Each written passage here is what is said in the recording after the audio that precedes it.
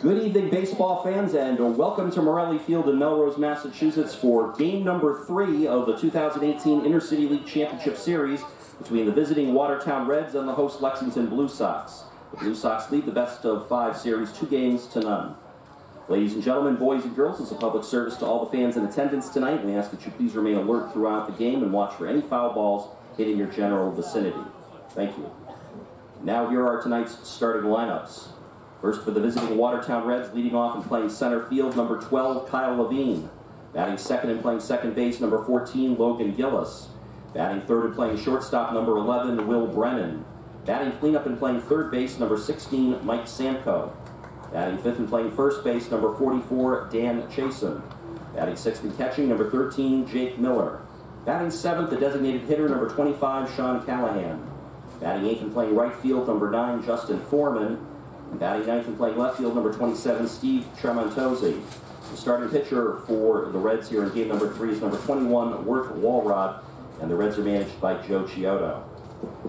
And now for the Lexington Blue Sox, leading off and playing right field, number 6, Aaron Barboza. Batting second and catching, number 16, Jeff Vigers. Batting third and playing center field, number 10, Taylor Ferguson. Batting cleanup and playing third base, number 18, Richie Burgos. Batting fifth and playing first base, number 5, Dorian Rojas. Batting sixth, the designated hitter, number 24, Julian Alvarez. Batting seventh and playing shortstop, number 4, Ross Curley. Batting eighth and playing second base, number 17, Thomas Russo. Batting ninth and playing left field, number 29, Dominic Zaire. Starting pitcher for the Blue Sox here in game number 3 will be number 25, Alcides Herrera, and the Blue Sox are managed by Rick DeAngelis. Our umpires for tonight's game: Rick Cacciatore will be calling the balls and strikes. Bob Del Ponte is at first base, Joe Pascucci at second base, and Tom Ryberg will be the umpire at third. Ladies and gentlemen, at this time we ask you to please rise, remove your caps, and direct your attention to the flag on right center field as we honor America with the playing of our national anthem.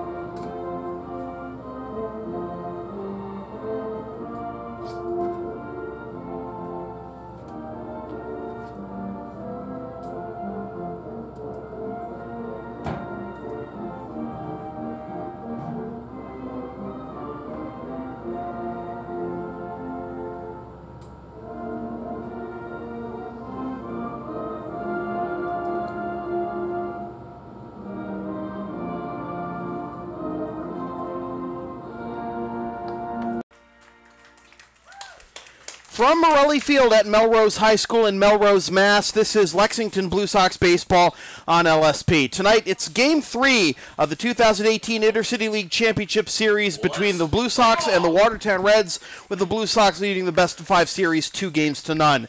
Good evening, everybody. I'm Sam Feely, ready to bring you the play-by-play story, and it has been a wacky, wild, and wonderful, topsy-turvy, unpredictable Intercity League season, unlike most others we've seen in the league's history, but the Blue Sox are one game away from bringing this season to a familiar end with an Intercity League championship.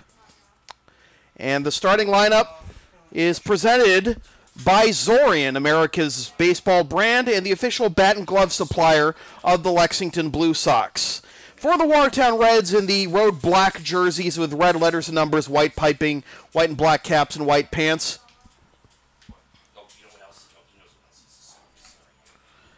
Kyle Levine is going to lead it off in center field, followed by Logan Gillis at second base. Will Brennan is at short. Mike Samko is at third. Dan Chasen is at first. Jake Miller is behind the plate. Sean Callahan is the DH. Justin Foreman is in right. And Steve Tremontozzi rounds out the lineup in left field.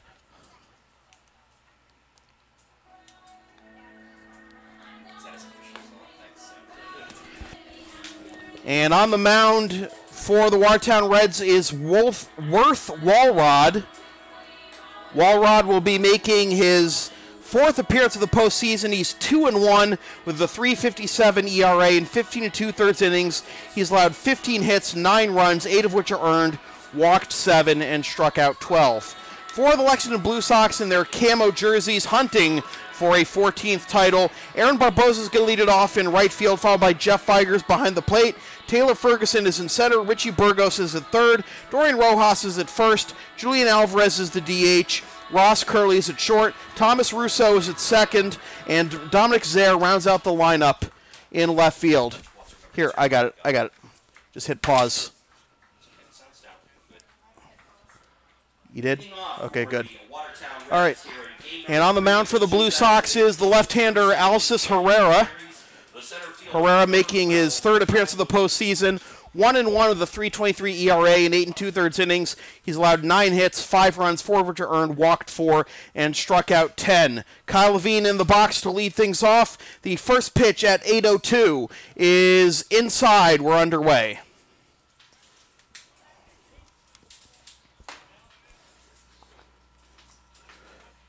Herrera working exclusively from the stretch, something he picked up while in the Indians organization.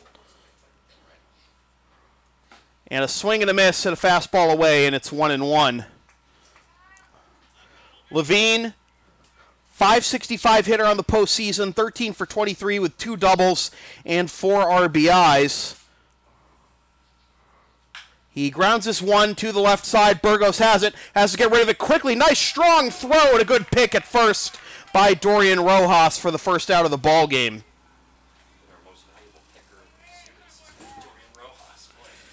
That'll bring up Logan Gillis, the second baseman. The second baseman, number 14, Logan Gillis. Gillis batting .348 with 1 homer and 6 RBIs on the postseason. And this is grounded to the left side. It's too deep in the hole for Curley to play, and that'll be a 1-out single for Gillis.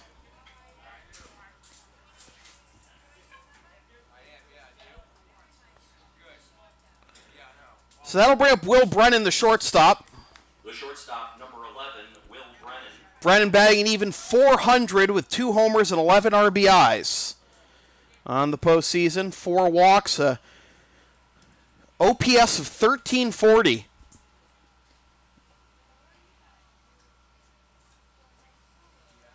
And he takes on the outside corner, strike 1. Looks a little outside from here, but Herrera will take it.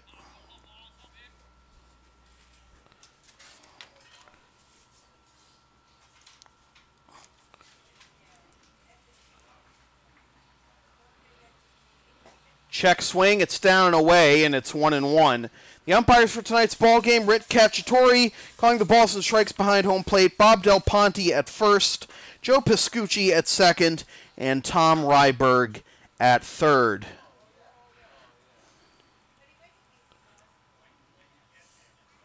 They may have the runner picked off, spin throw down to second, and they got him. The pickoff goes 1-3 to 6. And Gillis is retired. 2 down.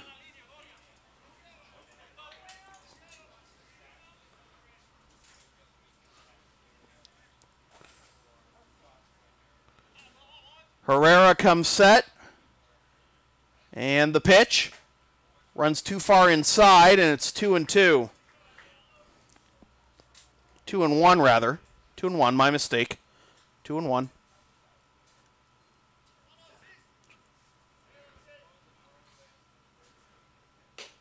Check swing, that's high. They'll appeal down to third. Tom Ryberg says he didn't go, and it's 3-1.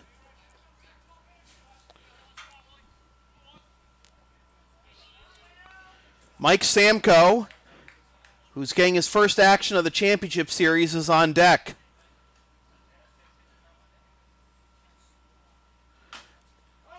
Chopped foul at the dish, and that'll fill the count at 3-2. Want to thank Todd for supplying me a 5-hour energy tonight after having a bit of drowsiness before the game, but I'm good to go. Thanks, Todd. The payoff pitch. This is grounded to the right side and through the hole for a base hit with 2 outs.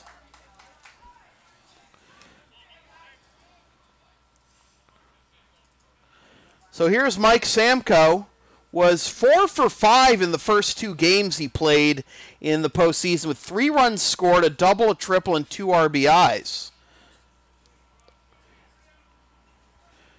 Did not play the first 4 games the Reds played, then just exploded on August 19th and 20th, and hasn't been seen again until now as he takes outside ball 1. Samko in the regular season was a .403 hitter with 1 homer and 13 RBIs, 9 doubles, 1 triple. OPS of 1042.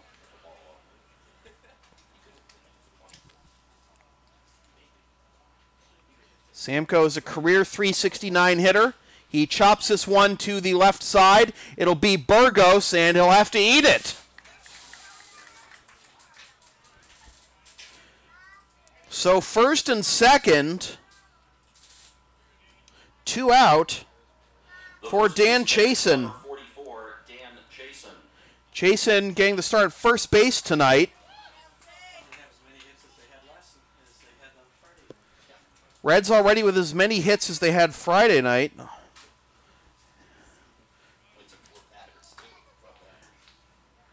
And he grounds this one to the left side, through for a base hit. Being waved around third is Brennan. Zale with the laser! He's out!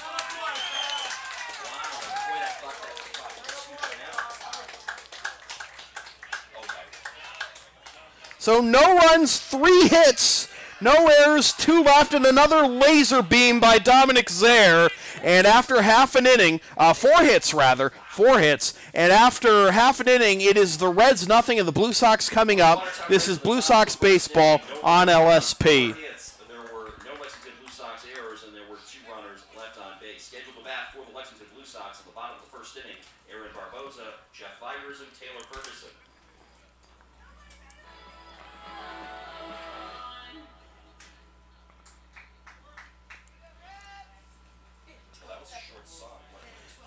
Hey Blue Sox fans, don't strike out when it comes to your dental health. Call Dr. Tom Russo of Winchester.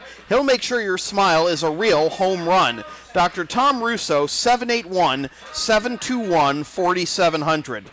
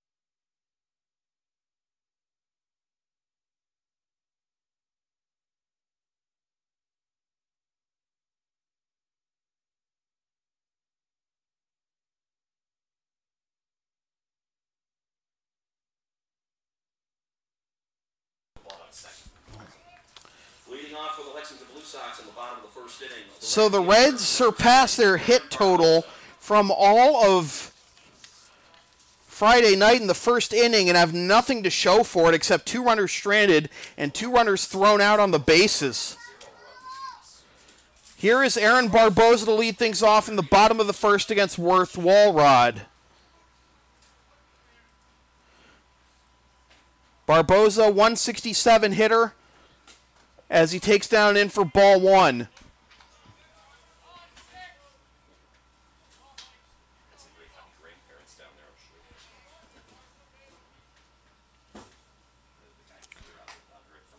Outside corner, 1-1.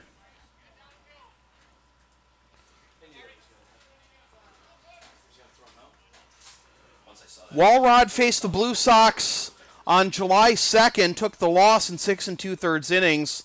That was the game in which Ross Curley had the walk-off grand slam, as that's up and in for ball 2. Allowed 9 earned runs, 4 walks, 8 hits, and 2 home runs. Worth was 5-2 on the regular season with a 3.02 ERA. With more than a third of his runs allowed coming in that one game against the Blue Sox. This is an inside-out swing grounded to second. Gillis gets rid of it in time.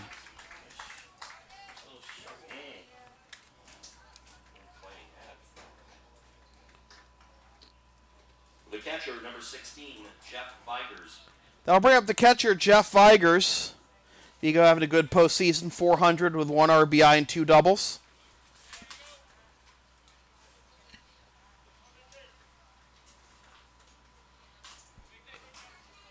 Has 5 hits in 6 at-bats in this series, but he comes up empty there for strike 1. Scored 3 runs, hit 2 doubles.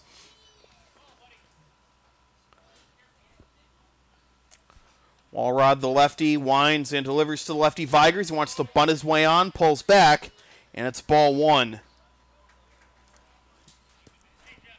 1-1 the count to Vigers. He'll be followed by Ferguson, and if anybody gets on, Richie Burgos.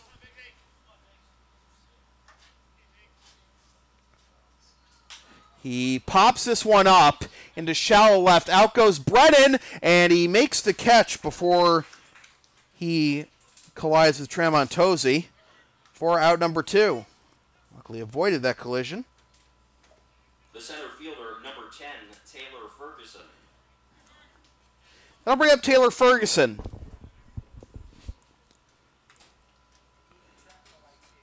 Ferguson, 174 with 1 double and 2 RBIs this series. This postseason, rather. As he takes down and in for ball 1.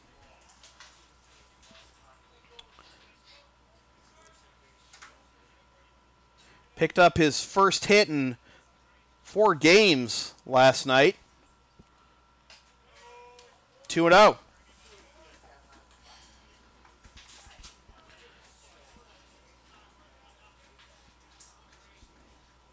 One for 7 on the series with a run scored and an RBI. Swing and a miss at a pitch that would have been ball 3, and it's 2-1.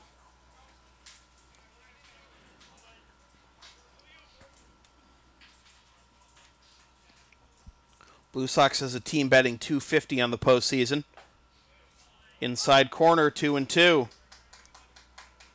Walrod would love to throw a sparkling 1-2-3 inning after the Blue Sox scored in the first inning in each of the first 2 games. And he does just that. He gets Ferguson fishing, and the side is retired in order. After 1 complete, Blue Sox nothing, Reds nothing. This is Blue Sox baseball on LSP.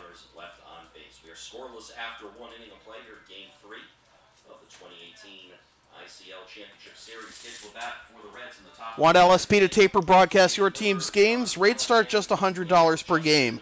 Also ask LSP about streaming your next gaming tournament, wedding, concert, recital, school play, meeting, or other event. Visit localsportsproductions.com/services or email sam@localsportsproductions.com for more information.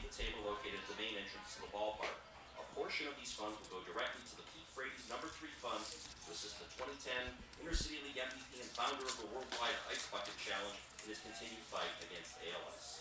Again, if you make a donation, it is much appreciated. Thank you.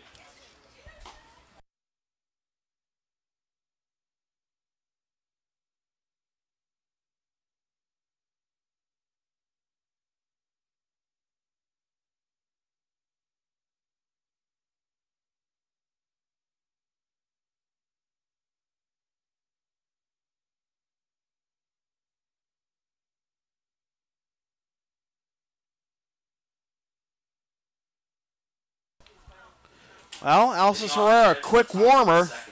And here we go to the top of the second with the 6, 7, 8 hitters due up. Jake Miller, Sean Callahan, and Justin Foreman. Jake Miller, the catcher, 375, 2 homers, 5 RBIs this postseason.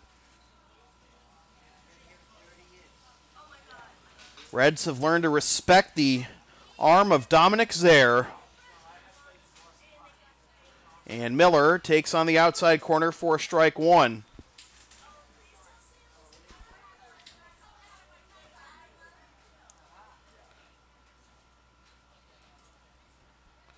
Popped up. Russo camping under it, going back into shallow right. Took a turn on him, but he makes the catch for out number one.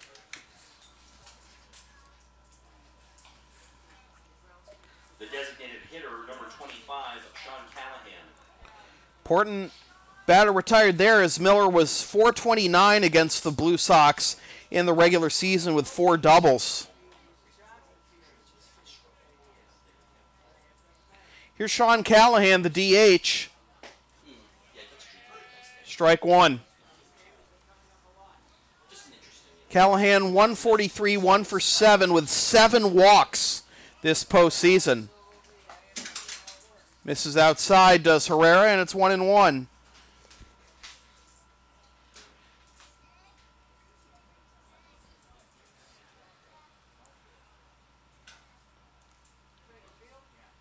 This is lined into left field. That'll get down for a base hit. It's rolling all the way to the wall. Zare plays it, and that'll be a very long single for Callahan. The 5th hit already for the Reds.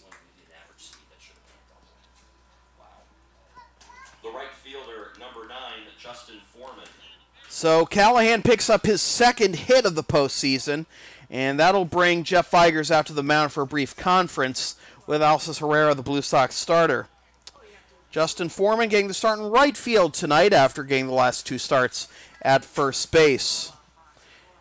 And Foreman 1 for 16 with 3 RBIs. In game 1, we thought he was going to break out of his cold spell when he got that 2-run single that gave the Reds a 2-1 lead in game 1, but he hasn't really produced since, before or since. Strike one to Foreman.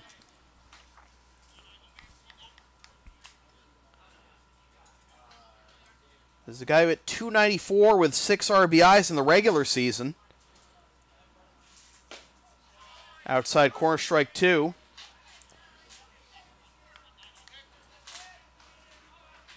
Historically hasn't produced in the postseason, though, Foreman. He's a career 141 hitter. Best performance in one postseason was in 2014, in which he batted 273 with 2 RBIs. Just missed the outside corner, and it's 1-2. Change up away, that's what you want here. Double play ball with Callahan likely be a sure out at second, and Foreman, right-handed hitter, not a blazing runner, but good speed. Check swing, he went around, says Rick Cacciatore. He gets a little bit of a mouthful from Foreman, and that'll be out number 2. The left fielder, number 27, Steve Tremontozzi. That'll bring up Steve Tremontozzi. Was having a career year in terms of the postseason, 7 for 21. As that misses inside for ball 1.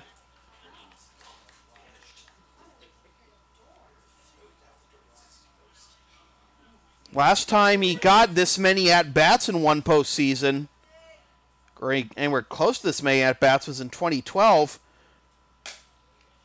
Batted 4 for 17 with 2 RBIs. As the number 9 hitter is ahead of Herrera, 2-0.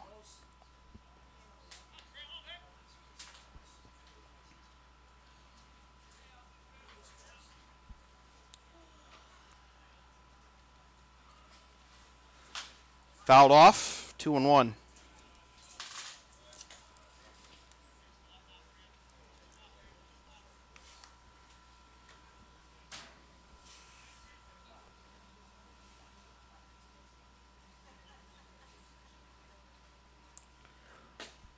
Misses inside, 3-1, with Kyle Levine on deck.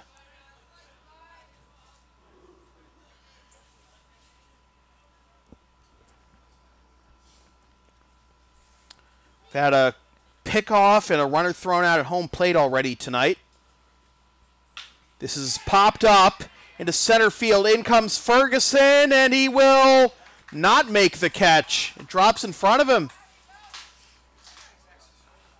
So the 6th hit already for the Reds. 2 on, 2 down. The center fielder, number 12, Kyle Levine.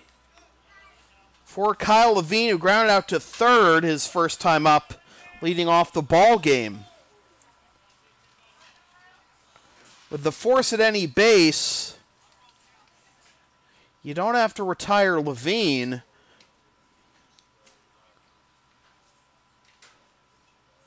As that misses up and in for ball 1. So Herrera getting hit around a little bit here tonight. Hasn't allowed anything to cross the plate yet. One of those outs on the bases he's partially responsible for. Good pitch, gets a swing and a miss for strike 1. Initiating the 1-3-6 pickoff of Gillis for the 2nd out of the 1st.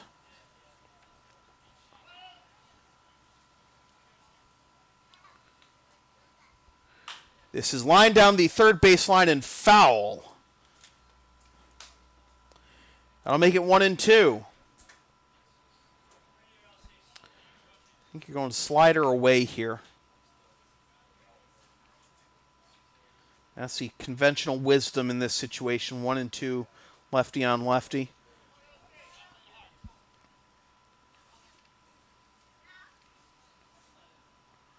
And a check swing.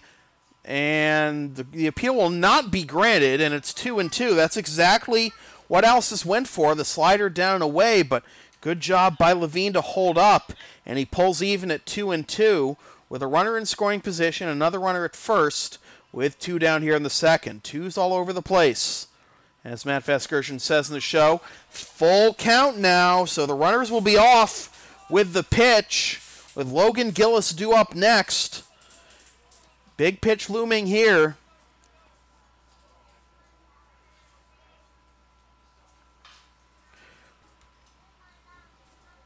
th pitch of the inning coming up for Herrera. And here it is. Taken for ball 4. That looked good from here. But that'll be a little low, and that'll load the bases. The second baseman, number 14, Logan Gillis. So 7 of the 9 batters for Watertown have reached base, and we're only in the top of the 2nd, but we still don't have any runs across yet. Logan Gillis looking to change that. He singled his first time up in the 1st, but then was picked off.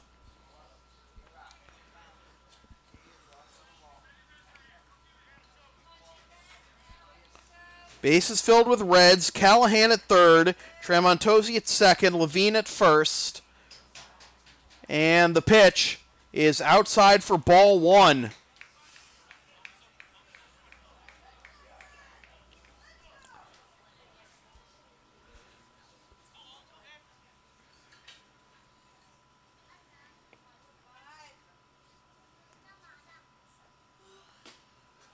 And Alcis is back in the count at 1-1.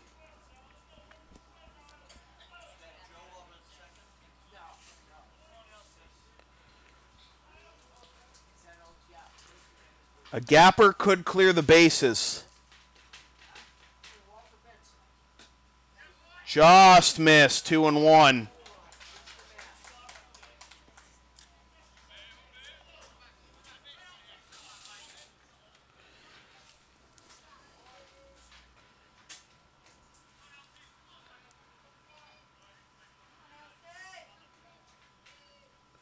Fouled off, and the count will even at 2-2.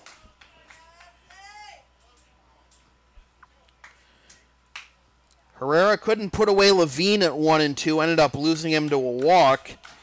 Here he is at 2-2 to Gillis. Change up away.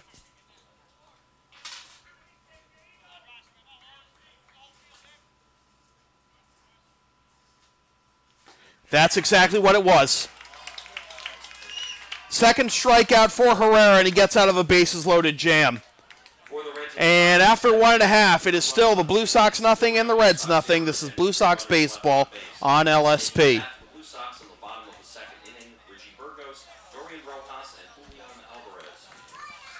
You can follow LSP on the web at localsportsproductions.com, Facebook, Twitter, Instagram, and Patreon, LSP37, Snapchat, LSP Media, and subscribe to the LSP YouTube channel.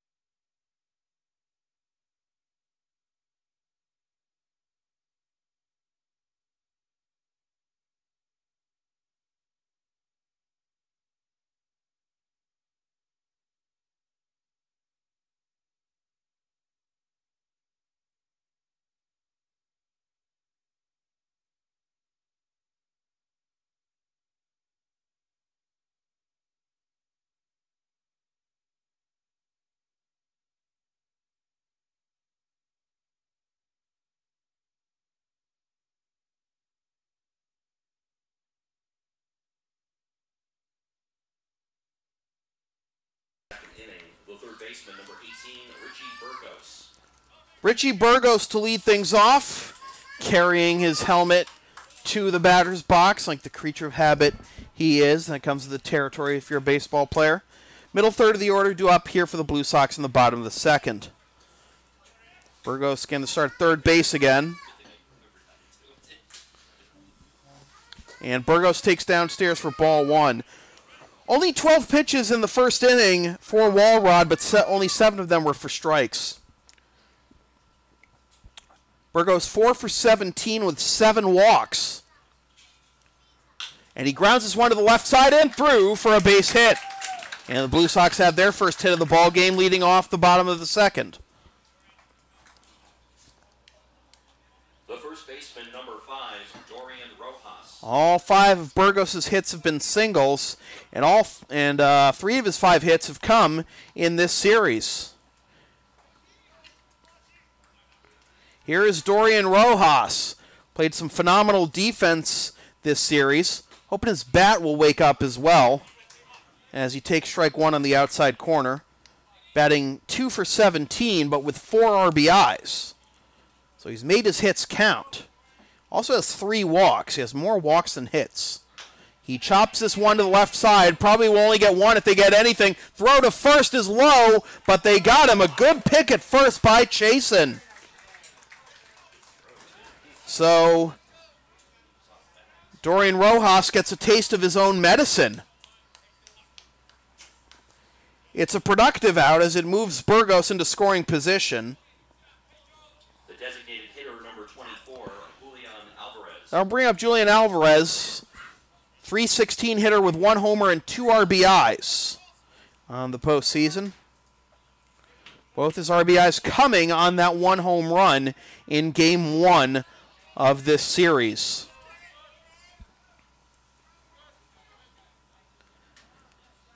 Check swing, and he went around. He got tied up a little too much there, and it's 0-1.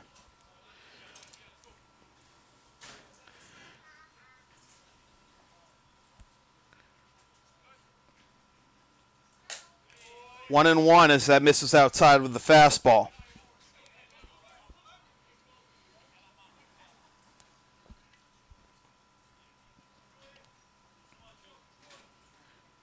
Infield playing back, outfield playing straight away for the power-hitting Alvarez.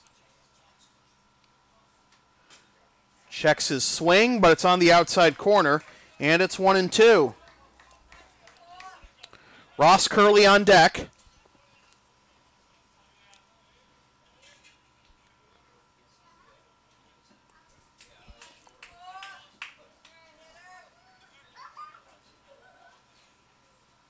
Way outside. 2-2. That had the snap of a curveball, but it moved a lot faster than that. It didn't look like a slider either. Just Not like it slipped out of his hand, but either way, an easy take for Alvarez, and that's, like you said, Todd, probably what Miller is going out there to talk about with Walrod. And Walrod faced the Blue Sox once this year, and that was the game that Curley won with the walk-off grand slam. Walrod allowing all 9 runs in that game, going all 6 2/3 innings before the grand slam. This is chopped to the left side, fielded by the third baseman Samko. A little bit of a double clutch, and he gets rid of it, but taking third on the play is Burgos. And there are 2 down for Ross Curley. The shortstop, number 4, Ross Curley. Now bring up Ross Curley, 1 for 20 with 1 RBI in the postseason. His 1 hit coming in Game 3 against the Alabrandies. Looking to come through with a big hit here and put the Blue Sox on the board. He takes strike 1.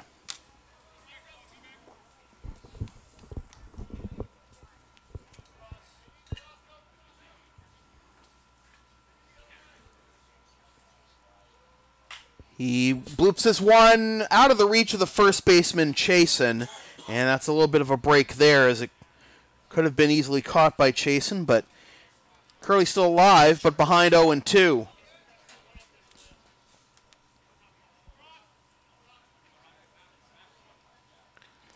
Burgos at third after the leadoff single and a couple of groundouts. Way outside, 1-2.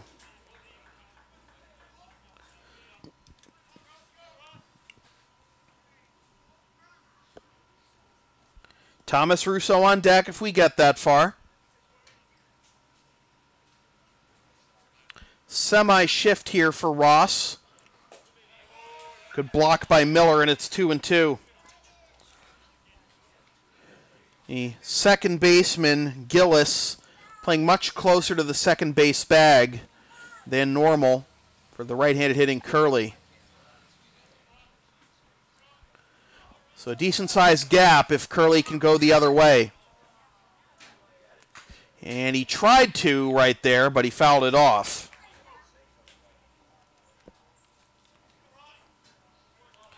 26 pitches thus far for Walrod.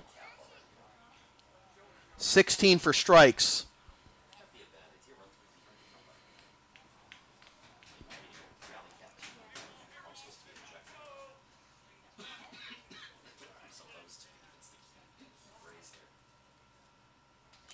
Curley lines this one, a diving catch! No, it's not!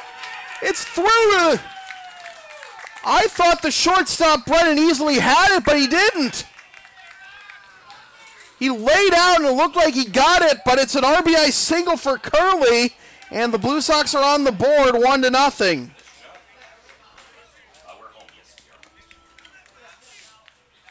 The second baseman, number 17, Thomas Russo. Will Brennan laying out, but just out of his reach.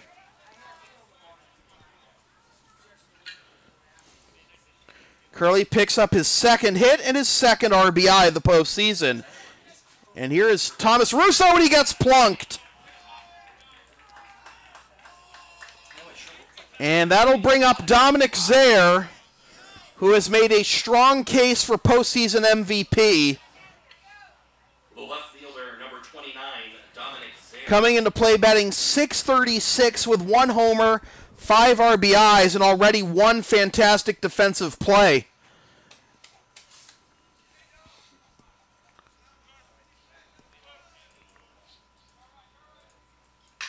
And Zaire hits this one into left center field. That's going to get down for a base hit. 1 run scores. Being waved around third is Russo. The throw to the plate is cut off. Zaire does it again. It's 3-0.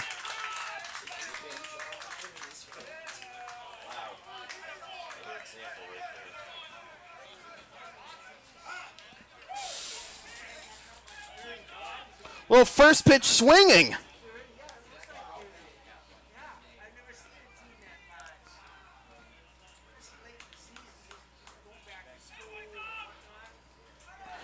Dominic's grandparents sitting right below us must be happy, right? Right, Mr. and Mrs. there? Joe Chiodo out to have a word with Worth Walrod as the lineup turns over for Aaron Barboza.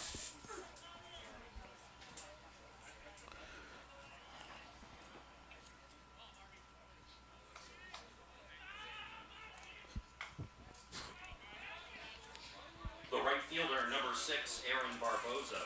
Barboza grounded out to second, his first time up in the first.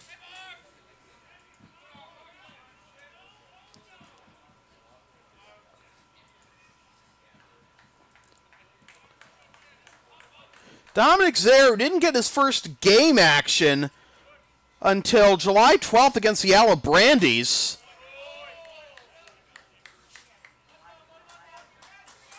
Batted 158 in the regular season. Mostly known for his defense during the regular season, has come alive here with 8 hits and 7 RBIs. And this is blooped into right field by Barboza for a base hit. Around third comes there, and it's 4-0.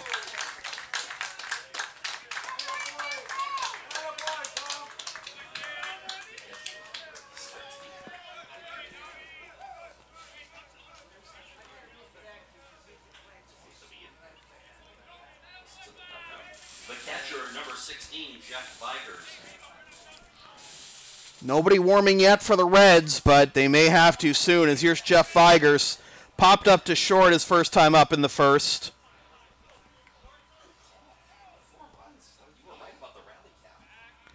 And Walrod steps off the rubber.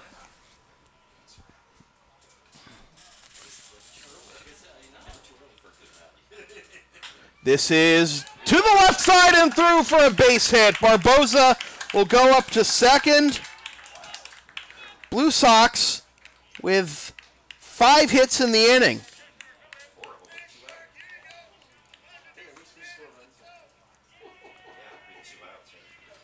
The center fielder, number 10, Taylor Ferguson.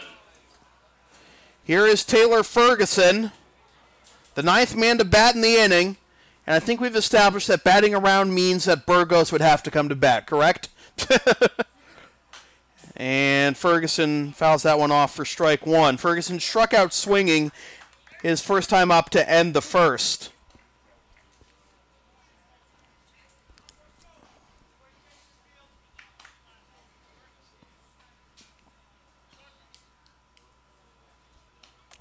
Breaking ball misses upstairs, 1-1.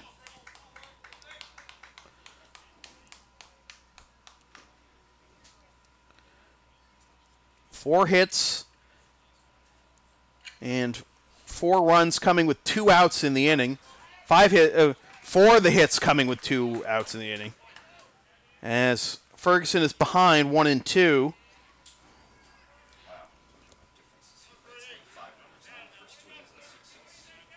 Reds had 6 hits and left 5 runners on for the first 2 innings, and here are the Blue Sox making them pay, as this is down the right field line. Chasing it is Foreman. That will get down in fair territory for a base hit. Here comes Barboza. Being held at third is Vigers, and it is 5-0.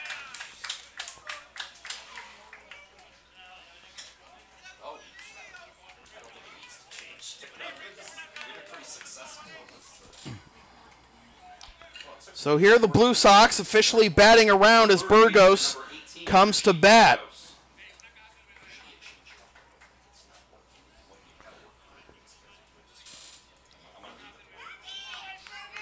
Burgos singled and scored his first time up this inning.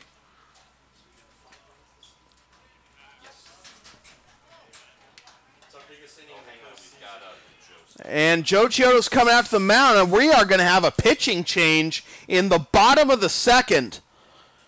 Worth Walrod was 1 strike away from getting out of this against Curley, who had 1 hit on the postseason, and then everything just unraveled.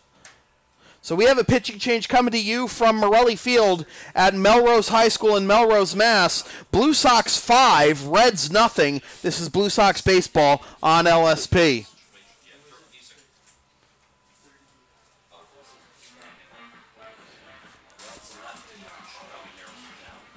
You can follow the Blue Sox on the web at LexingtonBlueSox.com, Facebook.com/LexingtonBlueSox, and on Twitter and Instagram at BlueSox_ICL.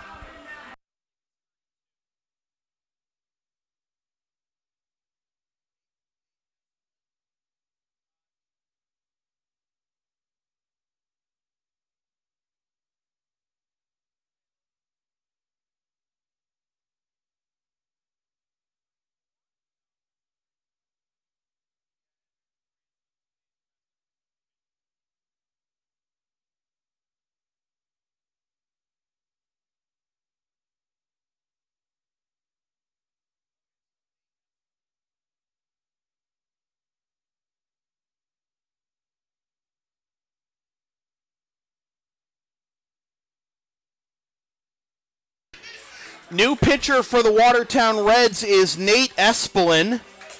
2-0 on the postseason with a 1.5 ERA. In 9 1/3 innings, he's allowed 8 hits, 2 earned runs, 1 walk, and 5 strikeouts.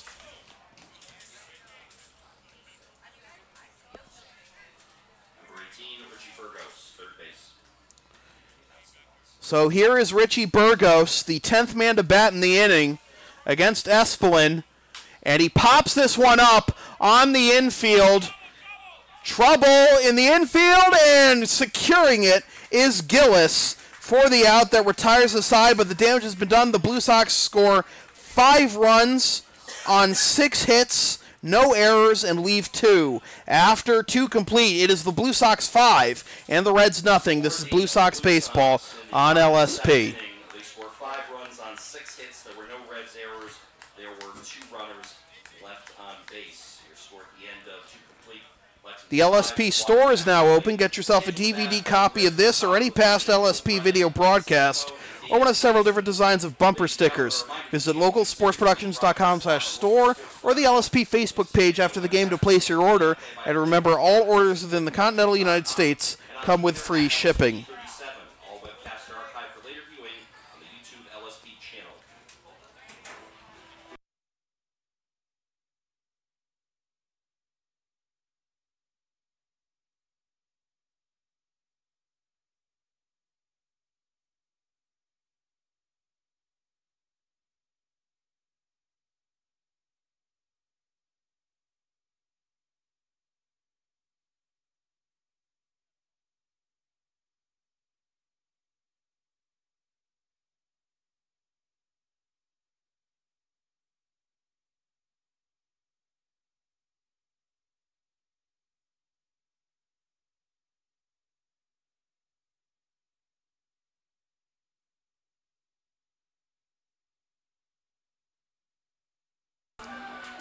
So Ross Curley's should have been a line out caught by Brennan was jarred loose after Brennan hit the ground, banged his elbow, and that's how the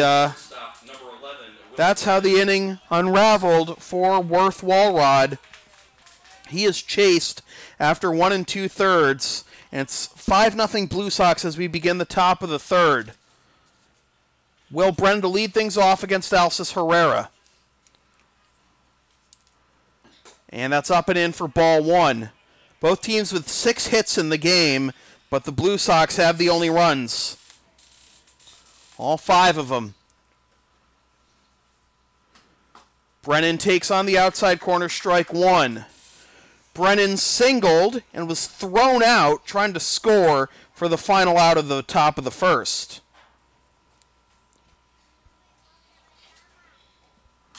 Popped up, and that'll be strike 2. Try to go slider away here. On 1 and 2, try to get him to fish. That's what you got to sit on and spit on if you're Brennan. And he comes up empty, kind of a flat-footed swing there, And that's out number 1 on the third strikeout of the game for Alcis Herrera. The third baseman, number 16, Mike Samko. He pitched him away, but it was more like a fastball up and away, not really a slider. Alcis doesn't throw a cutter. He's a two-seamer, four-seamer, change-up slider. Your standard left-handed arsenal. Here's Samko, and he takes on the outside corner, strike 1. Samko singled his first time up. Again, 4 hits in the top of the first for the Reds. Check swing. They'll appeal down to third. He went, says Tom Ryberg, and it's 0-2. There were 4 singles in the top of the first, 2 singles and a walk in the top of the second, and the Reds got nothing out of it. And here they are down 5-0 in the top of the third. 0-2 the count to Samko. He chops this one. And Herrera it's out of his reach. Throw to first is not in time. That'll be an infield single for Samko, the 7th Reds hit. His second infield hit, in fact, for Samko. The first baseman, number 44, Dan Chasen. And if anyone in this lineup can bring the Reds back into this game with one swing of the bat, it's the man coming to bat right now, Dan Chasen. He had a single his first time up in the first. 2 runners thrown out on the bases in the first.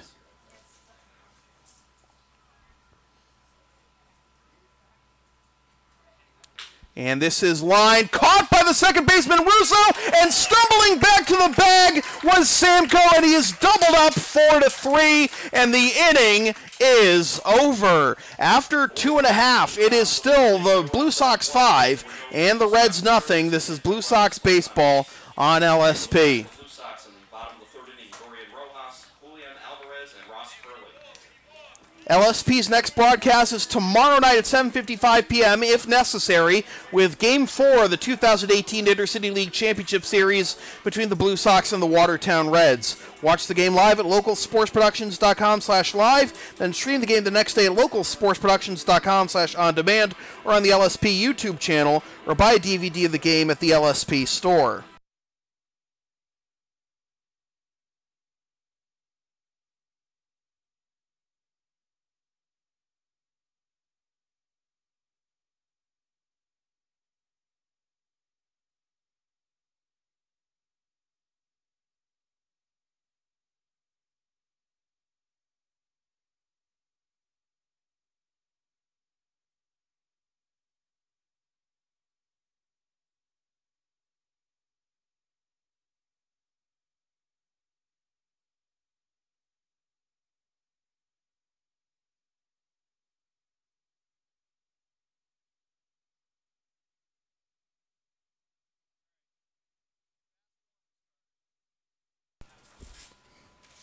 The first baseman leading off with Blue Sox here in the bottom of the third inning, number 5, Dorian Rojas. Dorian Rojas to lead things off here in the bottom of the third, to be followed by Julian Alvarez and Ross Curley. Julian grounded out to the pitcher for the first out of the bottom of the second his last time up. And he takes high for ball 1. So Nate Espelin out there for his first full inning of work. Foul tipped into the mitt, and it's 1-1. Espelin only played in 1 game in the regular season and went 2 innings, allowed 1 hit, 2 walks, and 1 strikeout against the Andre Chiefs on August 5th. Towering fly ball into left field, and reaching up is Tramontozzi for the out that retires the side. Rojas pitched the bat thinking he got a home run, but he got under it just a bit too much. And that'll be out number 1. The designated hitter, number 24, Julian Alvarez. You changed the rules, that retired the side. What? You said that retired I did? Yeah. I did? Wow. Oh, my God. I'm so bad. This is grounded down the third base line onto first, and they'll have to eat it. No, it's... No. So an infield single for Alvarez. I'm so sorry, folks. The 5-hour energy is working, Todd. That's not the issue. I just... Give me credit for that. No, I'm not blaming you. I'm not blaming you. I'm not blaming you. It's okay. So an infield single. Alvarez is aboard, and here's Ross Curley. Strike one. Curley might have thought that was a little bit outside, but it's 0-1.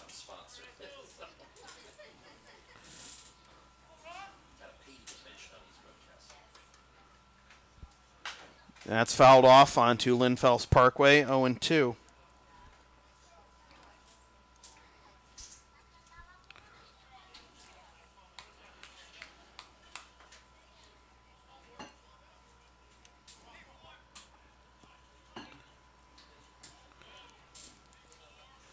Can't be content with just the 5, though, as Ross goes down on strikes, and there are 2 down. I'll bring up Thomas Russo's hit by a pitch in the second and later scored. The second baseman, number 17, Thomas Russo. Russo needs to work the count a little bit. Espelin just entered in the game. He got a 1-pitch out to end the inning when he came in last inning, and now he's gotten 2 outs on a total of 7 pitches. So that misses inside for ball 1, nearly hit Russo again.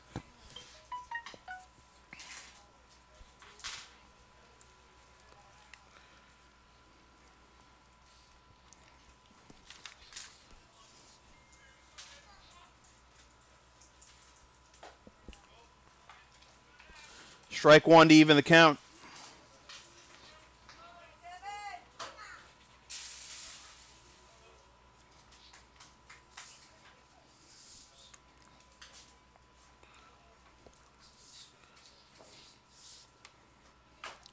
Chopper in front of the plate. It's a fair ball. Throw on to first, and that'll do it. The side goes quickly. 1 hit, nobody left, no runs after 3 complete. Blue Sox 5, Reds nothing. This is Blue Sox baseball on LSP. Bottom of the 3rd inning, no runs on 1 hit. There were no Reds errors and 1 runner left on base. Your complete line score through 3 innings of play. You're in game number 3 of the 2018 Intercity League Championship Series. For the Lexington Blue Sox, 5 runs, 7 hits, no errors, 3 runners left on base. For the Watertown Reds, no runs, 7 hits, no errors, and 5 runners left on base. Scheduled to bat for the Reds. Hey, Blue Sox fans, don't strike out when it comes to your dental health. Call Dr. Tom Russo of Winchester. He'll make sure your smile is a real home run. Dr. Tom Russo, 781-721-4700.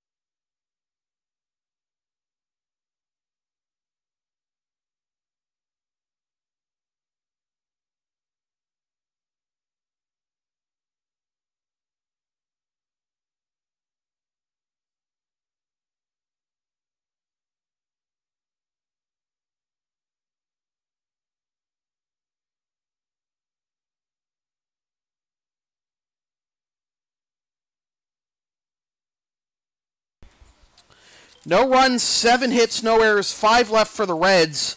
5 runs, 7 hits, no errors, 3 left for the Blue Sox. As we play the top of the 4th, Jake Miller, Sean Callahan, and Justin Foreman due up here in the 2nd. As Alcis Herrera gets ahead of the Watertown catcher, 0-1. Miller popped up to 2nd, his first time up, leading off the 2nd. Alcis Herrera's thrown 47 pitches through 3+. Number 48 is outside, and it's 1-1.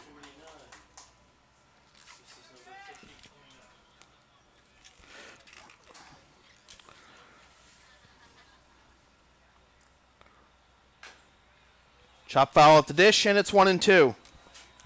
The line on Worth Walrod, 1 2/3 innings, 6 hits, 5 runs, all of which were earned. No walks, 1 strikeout, 1 hit batsman, 36 pitches, 23 for strikes. And he gets a very early hook. As speaking of a hook, there's a slider coming back over the heart of the plate for strike 3. And Miller is retired. 4th strikeout, first called 3rd strike for Herrera. The designated hitter, number 25, Sean Callahan. That'll bring up Sean Callahan, who singled his first time up in the 2nd. And like I said, a very quick hook for Walrod, which is very unlike Joe Chiodo, but he realizes the stakes. Elimination game, championship on the line. Need to win 3 in a row to win this championship and unseat the Lexington Blue Sox. This is low, and that's ball 1 to even the count. The Blue Sox are going for their 4th consecutive Intercity League championship and 14th overall. And they've done it in just 24 years. That's low for ball 2. Still got 11 more outs to get, though. Don't take it for granted. They got out to a big lead against Andre in Game 3 years ago, and then it turned into that epic heavyweight fight that ended 16-15 in 10 innings 3 days later. Who started that game? Alcis Herrera. And where was he when the game ended? Where the wind comes blows. Yep.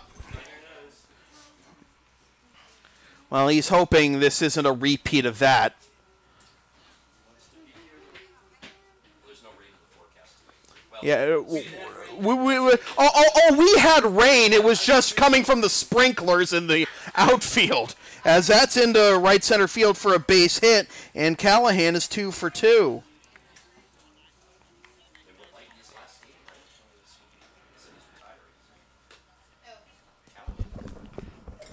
The right fielder, number 9, Justin Foreman. Here's Justin Foreman, struck out swinging his first time up in the 2nd. Reds with 8 hits already, still looking for their first run.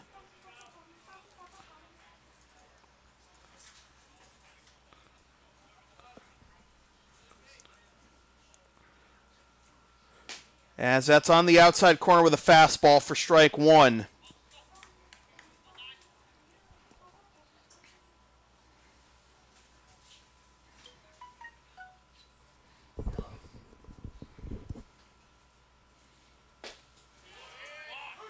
Strike 2 on the inside corner this time.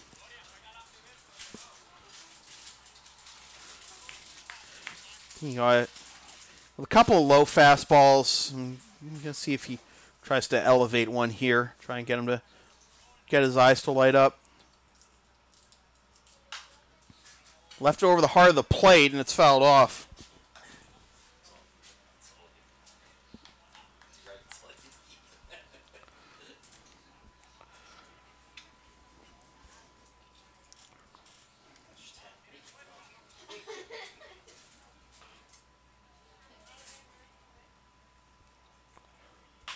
Reach for and flared into center field. Ferguson on the run, and it gets down. So here are the Reds trying to spark another rally. They've had a hit in every inning.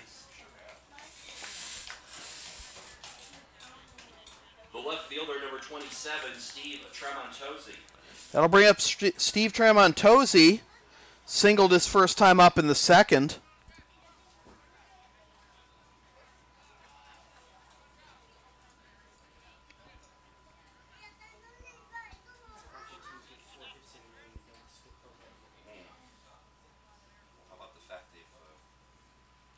This is grounded to 3rd.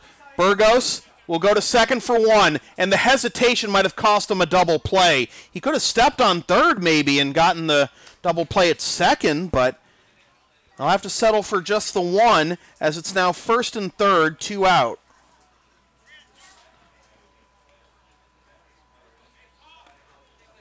Foreman is retired 5-4.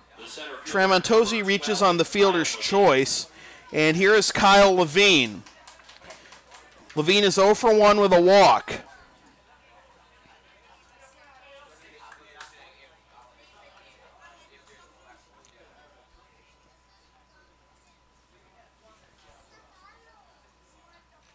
Swing and a miss, strike one.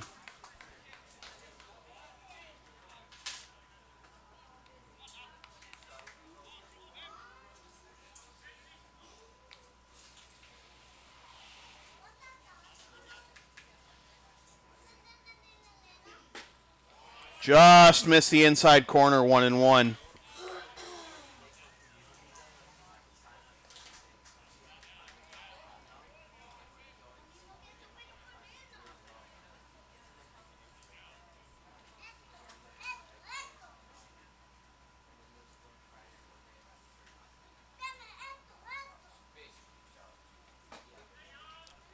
Two and one. And now that strike zone must feel like it's collapsing for Herrera. Got to jam him up and in here. Try and get him to pop one up. He did go up and in, but it's 3-1. Logan Gillis on deck. If Levine reaches, it would be the second time that the Reds would have the bases loaded and 2 out this game.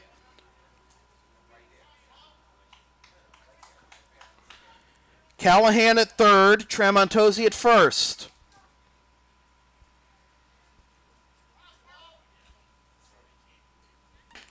Outside, ball 4, and the bases are loaded.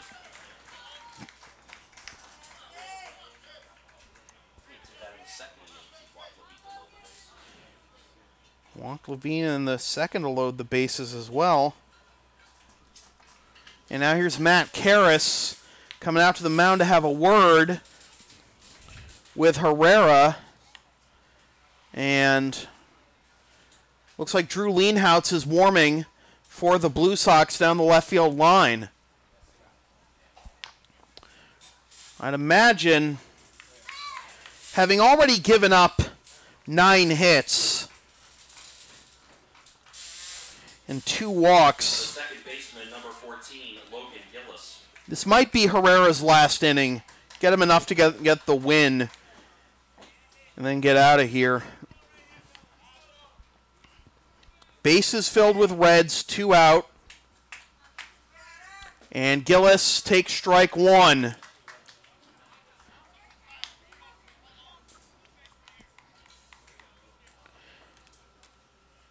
Herrera's pitch count isn't that high. 1-1.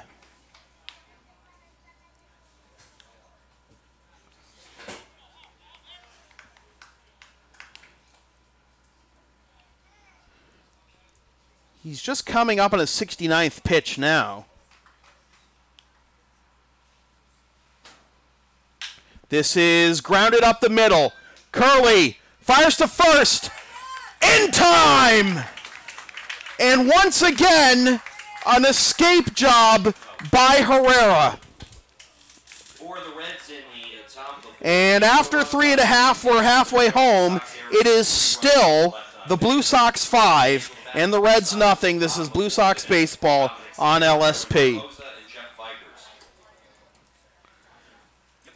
Want LSP to tape or broadcast your team's games? Rates start just $100 per game. Also ask LSP about streaming your next gaming tournament, wedding, concert, recital, school play, meeting, or other event. Visit localsportsproductions.com/services or email Sam at localsportsproductions.com for more information.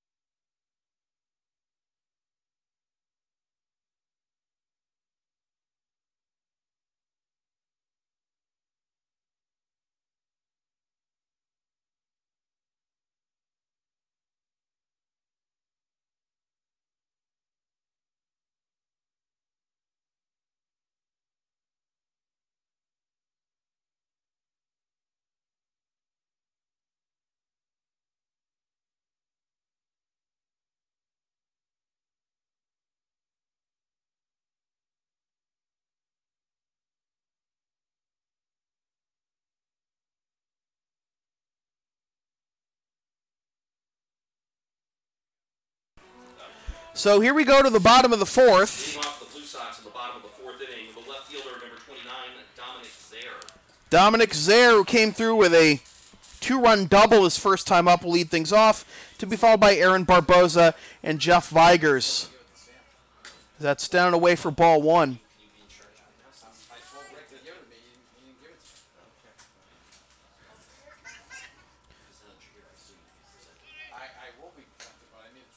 Two and 0.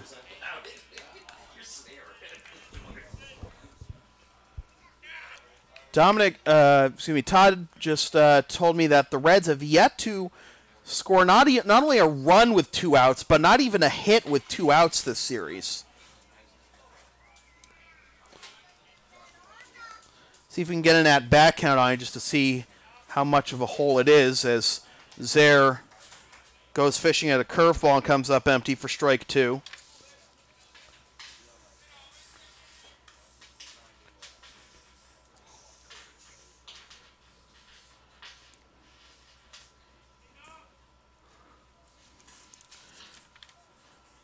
Zaire, Barboza, and Vigers, and now Zaire will call time.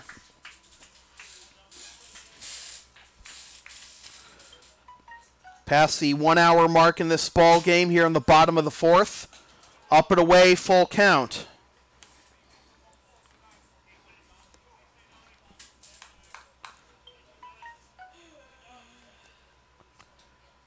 Payoff pitch. Outside, ball 4, and Zaire's aboard.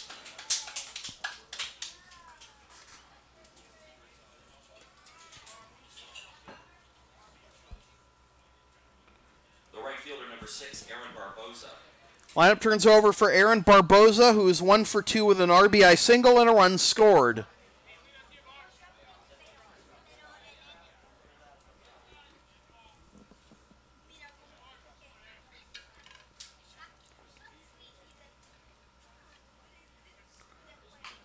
Barboza gets a bunt out of the third base line. This is going to be a tough play. The throw to first is not in time.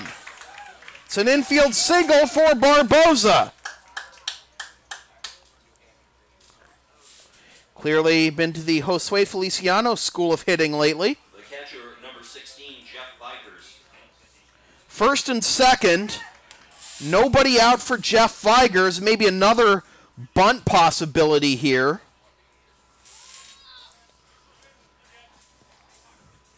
Vigers 1 for 2.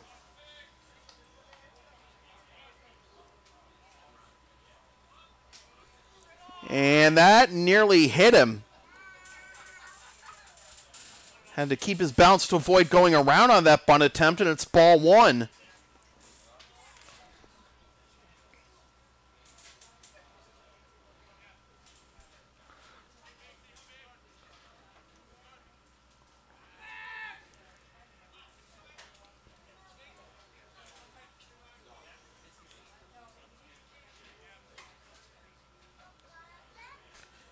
Zaire at second, Barboza at first. Vigers squares again, a late square, and it's low for ball 2.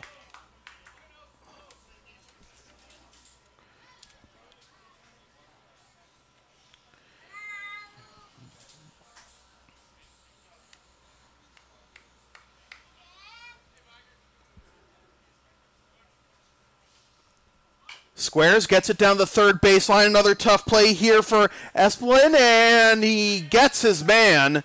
It's a successful sacrifice that goes 1-3. So 2 runners in scoring position with 1 out for Taylor Ferguson. The center fielder, number 10, Taylor Ferguson. Ferguson 1 for 2 with an RBI single.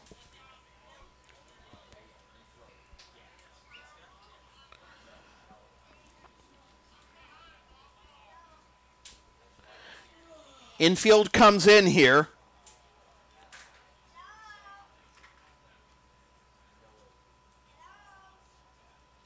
And the pitch. Curveball low for ball 1. Ferguson hoping to possibly put this one out of reach with a base hit here.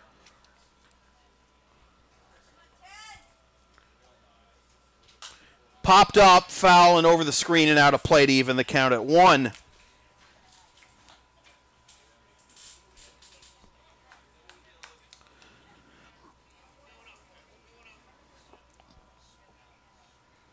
Ferguson's got his postseason average up 26 points tonight to 200.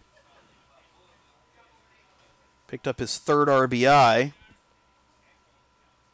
And he hits this one into left center field. Backhanded flip by Ferguson as it is deep, it is far, and it is gone!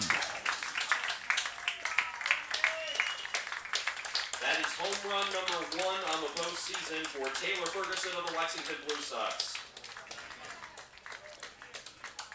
The Lexington Blue Sox breaking out the boomsticks, hoping to break them out along with the broomsticks tonight, as Ferguson makes it 8-0 on his first home run of the postseason.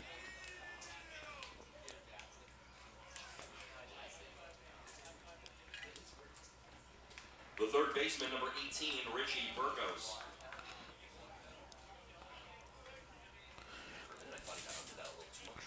It looked like Rojas's hit earlier, which he also pitched his bat on. I mean,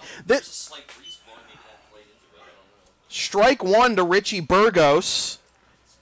Burgos 1 for 2 with a run scored.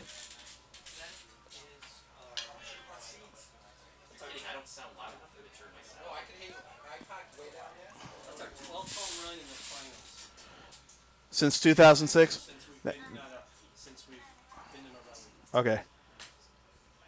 Outside corner, 1 and 2. That is the 12th home run the Blue Sox have hit in the Intercity League Championship Series since it's been played at Morelli. A swing and a miss. 2 outs.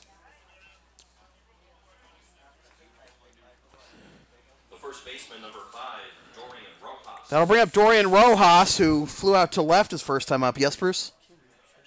Yeah.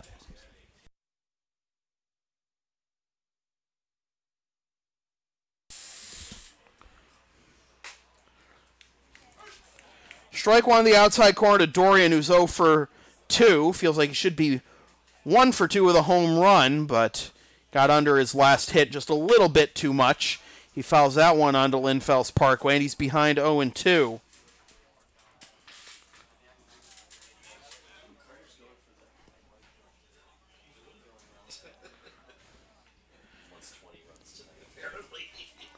I mean, I was telling the Blue Sox, like, after game 1, no, it wasn't that. It was just that, like, you know, we had played way too many close games this postseason. I talked about how even the 6-0 win in game 2 felt way too close. And I was like, you know, if you guys don't win the next 2 games 1,000,000-1, I'm going to have a heart attack on air. I'm going to succumb to my own commentary. Well, at least tonight they're coming. Tonight they are up 8-0.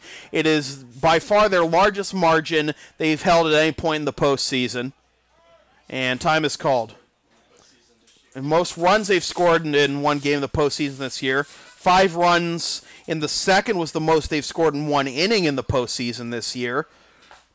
As that's on the inside corner for strike 3, and the inning is over. But Taylor Ferguson makes it 8-0 with a 3-run bomb to left center. After 4 complete, it is the Blue Sox 8 and the Reds 0. This is Blue Sox baseball on LSP. No runners left on base at the end of 4 complete. It is Lexington 8, Watertown nothing. Skip the bat for the Reds. You can follow LSP on the web at localsportsproductions.com, Facebook, Twitter, Instagram, and Patreon LSP37, Snapchat LSP Media, and subscribe to the LSP YouTube channel.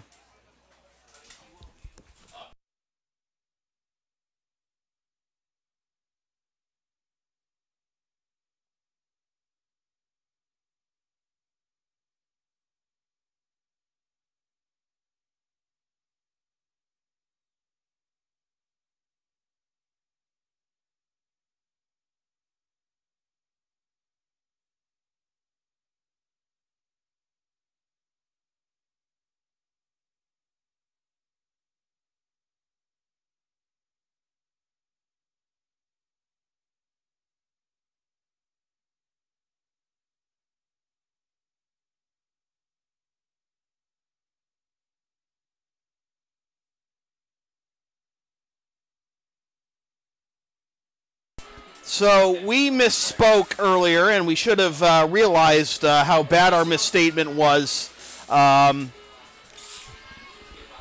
about the Reds not having any hits with 2 outs. They actually had, of course, the hit with 2 outs in the top of the first. Brennan's single, Chasen's single rather, but of course the runner in that play was thrown out. This is grounded to second. Throw on to first. 1 pitch, 1 out as Brennan is retired. So the Reds on the series 1 for 12. The third baseman, number 16, Mike Samko. 1 for 12 with runners on base and 2 outs. Yes. 1 for 12 with runners on base and 2 outs are the Reds this series. As here is Mike Samko, as that's in there for strike 1. That's still Herrera? Yes. Yeah, that's still Herrera out there. I guess after your team gets you to 8-0, you can pitch at least one more inning.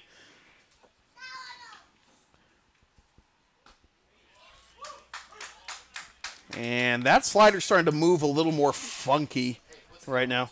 0-2 the count, 1 out here in the top of the 5th. Check swing, it's down and away, 1-2.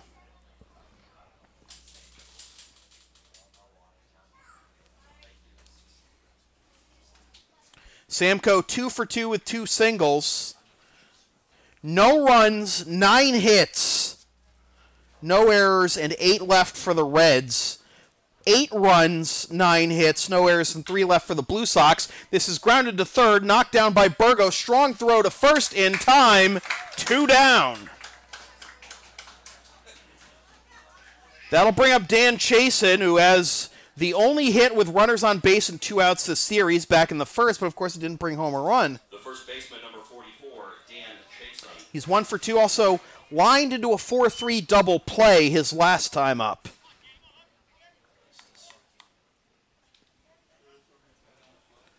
There is action warming for the Blue Sox behind Herrera.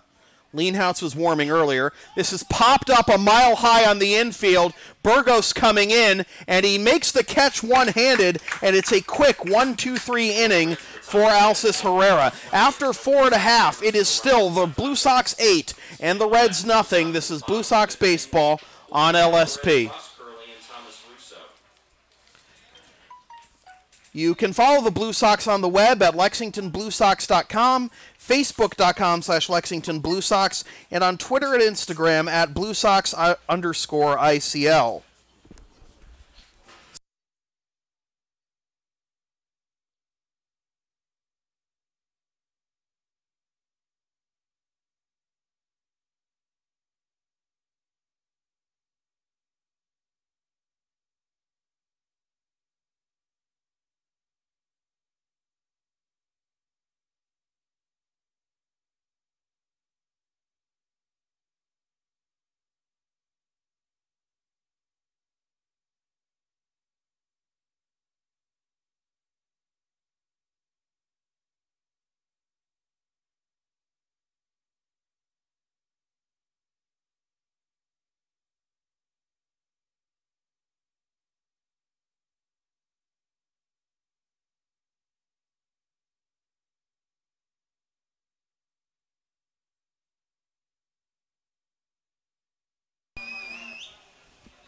Leading off the Blue Sox in the bottom of the 5th inning, the designated hitter, number 24, Julian Alvarez. Julian Alvarez, Ross Curley, and Thomas Russo do up here in the bottom of the 5th for the Blue Sox. Nate Esplin's still out there, as Julian fouls that one off for strike 1. Alvarez is 1 for 2 with a single.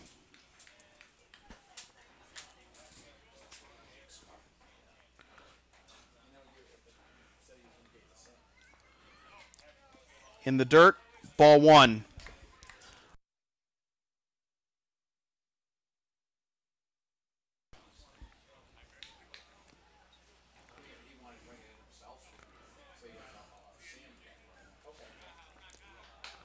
2-1 the count to Alvarez.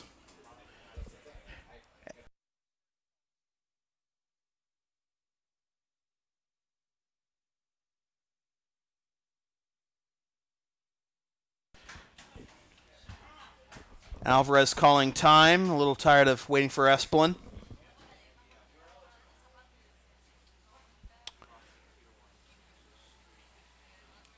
As Alvarez grounds this one to third, waiting on it is Samko. He'll fire to first in time. One down here in the bottom of the fifth.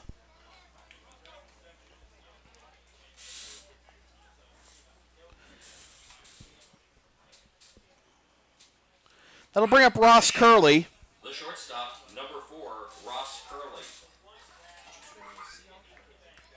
Curley is 1 for 2 with an RBI single and a run scored. Struck out swinging his last time up in the third. As that's down and away for ball 1.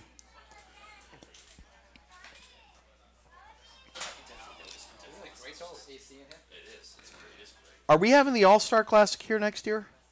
It's our turn to host, right? Yeah, you've been doing it at UMass Boston the last couple of years. Yeah, but... Well, there's air conditioning in that press box, too. Yeah. 1-1 the count to Ross. Yeah.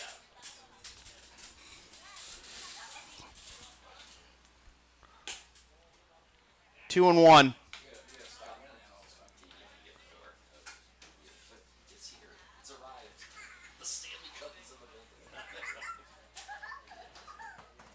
Esplin taking his time. The pitch popped up, fouling out of play, and that'll even the count at 2.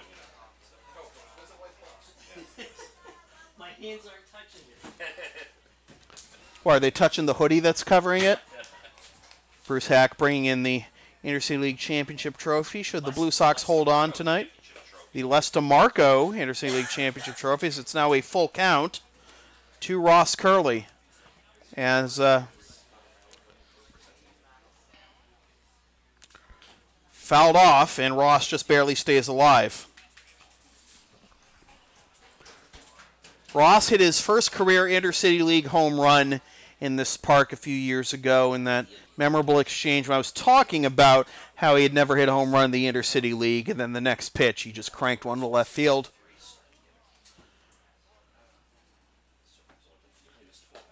And that's ball 4. As Esplin bounces that one.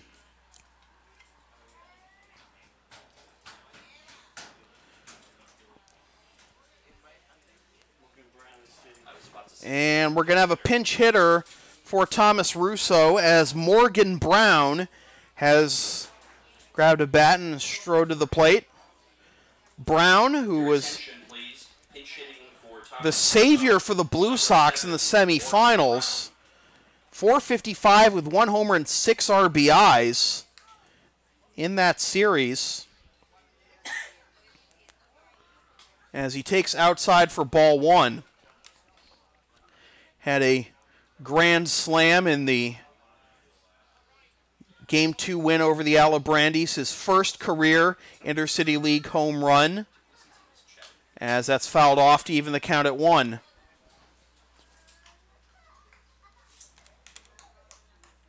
Morgan Brown coming to the Blue Sox after spending the last 8 years with the Arlington Trojans, who ceased operations before this season.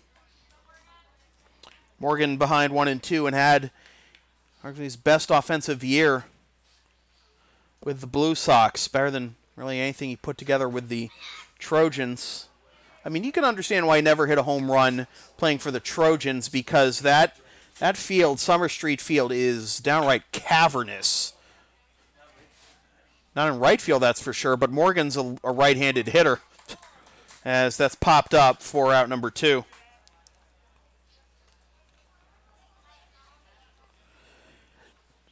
Dominic Zaire, third trip to the plate. Double, a walk, 2 RBIs, and 2 runs scored. Making his case for postseason MVP. And was thrust into action really in game 2 of the semifinals against Alabrandis, when Josue Feliciano went down with an injury, trying to run out a base hit. So that's fouled off for strike 1. And he has been an on-base machine since that point.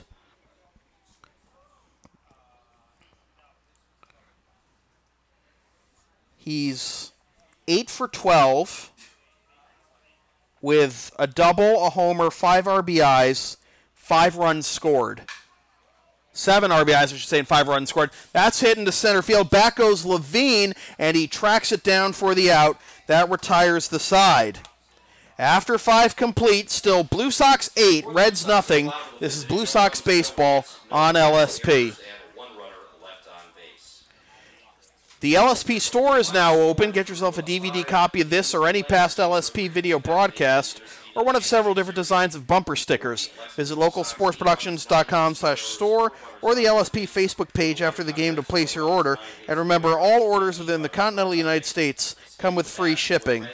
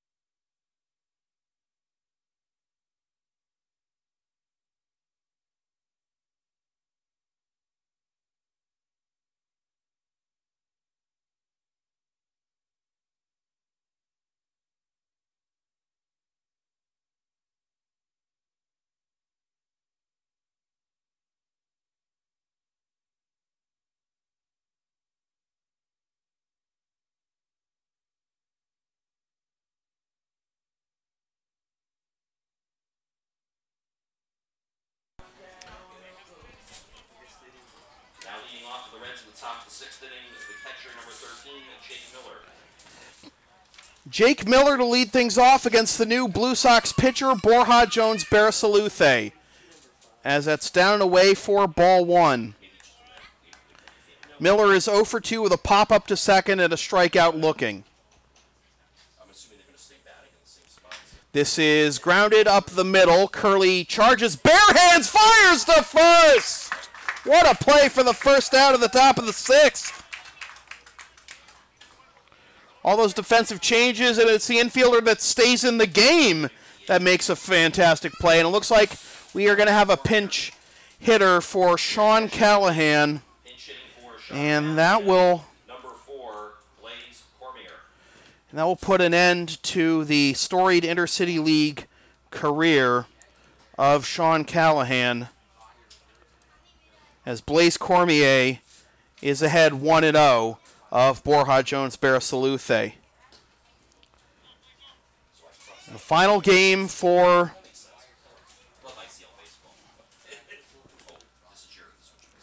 Callahan results in a 2 for 2 effort with 2 singles.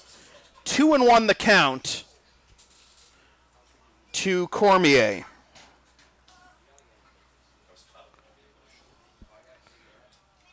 This is grounded to short. Curley's got it. On to first. 2 down.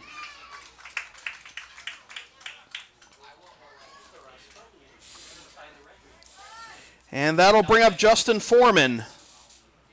No, we're going to have Mac Jacobson pinch hit for Justin Foreman.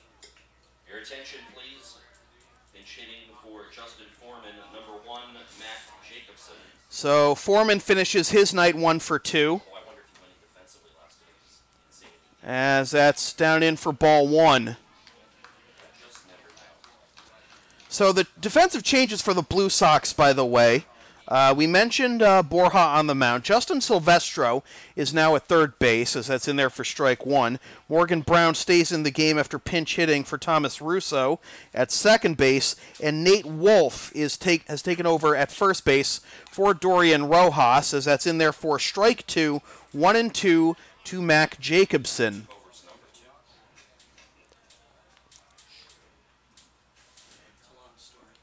Jacobson hits this one off the end of the bat, fielded by Borja. He'll fire onto Wolf, and the Blue Sox are 3 outs away. We go to the bottom of the sixth. It is still the Blue Sox 8 and the Reds nothing. This is Blue Sox baseball on LSP.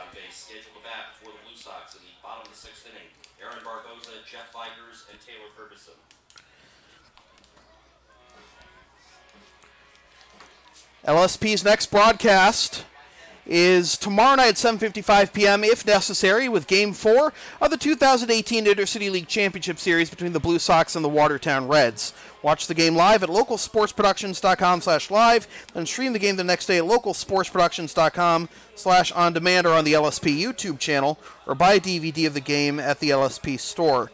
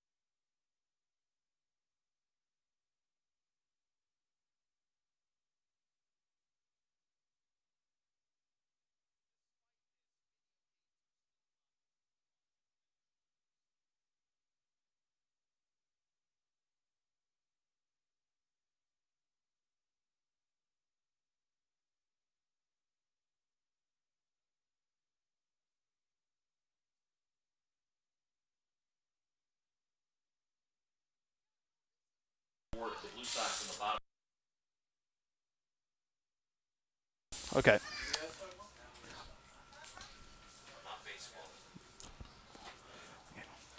Aaron Barboza leads things off and flares this one to center field and down for a base hit. And Barboza's 3 for 4 as the Blue Sox look to pad what is already a sizable lead here in the bottom of the sixth. It looks like we have a pinch hitter, I believe. For Vigers, it's definitely not Josue Feliciano. It looks like 21. Is that Goolsby?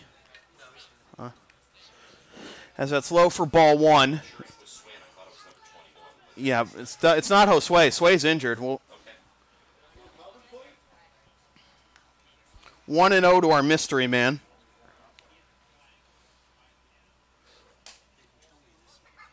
Two 2-0. We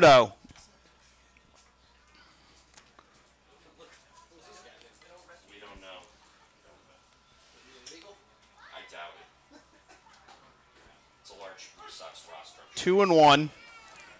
Probably wearing Sway's jersey because they forgot theirs. So. It's someone probably getting a chance to play that normally. Yeah, exactly. For a good season, so it's this is grounded to the right side, past the diving Chasen into right field for a base hit. I got it. That base hit was by the pinch hitter number 31, C.J. McKinnon. That was C.J. McKinnon pinch hitting for Jeff Vigers.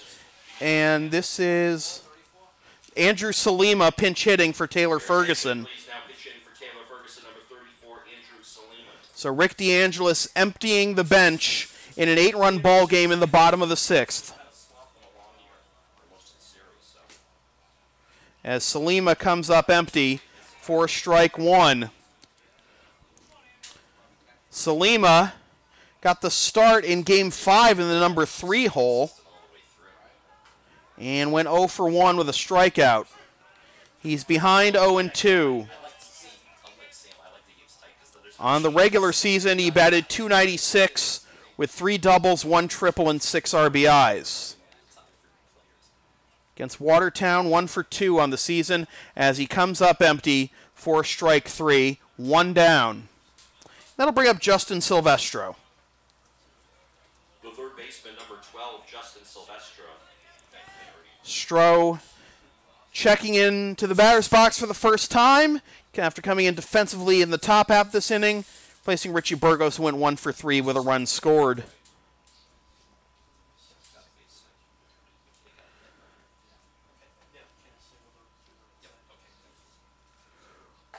And that catches the outside corner to Stroh for strike one. Silvestro was the DH in Friday night's game and is .222 on the postseason, 2 for 9. Swings and misses, and it's 0-2. Regular season against the Reds, batted 2 for 10 with a double.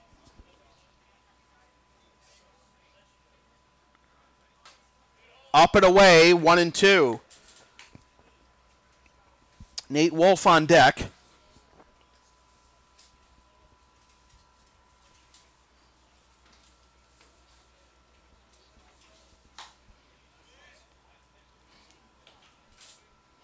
Two and 2 the count to Silvestro. Blue Sox 3 defensive outs away from their 14th Intercity League championship. Looking to put the icing on the cake here with maybe at least one more run here in the bottom of the 6th before it's closing time. Taken all the way for strike 3 called. And there are 2 down. And here's Nate Wolf. The first baseman, number 5, Nate Wolf. Wolf takes over for Rojas. Took over defensively in the top half of this inning. Rojas went 0 for 3.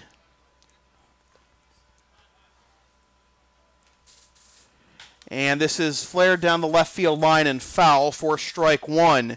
In the top of the 7th, the Reds will have 9-1-2 up. Tramontosi, Levine, and Gillis.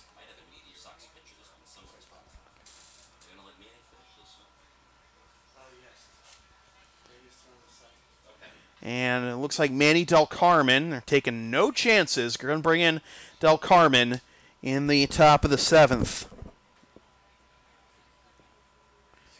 Maybe not as thrilling as a World Series victory, but a championship is a championship if Del Carmen closes this one out.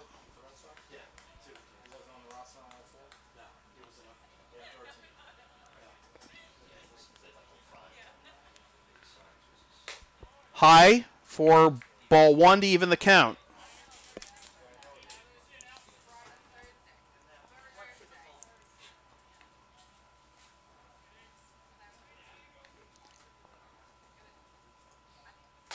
Wolf comes up empty, and it's 1-2. Wolf batted .281 with 1 homer and 6 RBIs in the regular season. And against the Reds was 0 for 2 with a run scored in 2 games.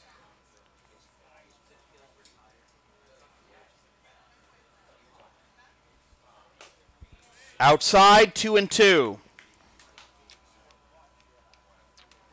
Barboza at second, McKinnon at first. Blue Sox ready to break out the bubbly. Up 8 here in the bottom of the 6th. This is popped up, but this will get out of play. So a little fight here in Wolf in his what is likely going to be his only at-bat. Unless the Reds stage a Morelli miracle in the top of the 7th.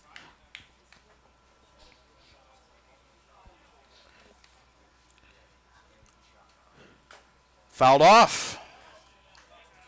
One of the better at-bats we've had tonight from a Blue Sox batter, and it's coming in garbage time.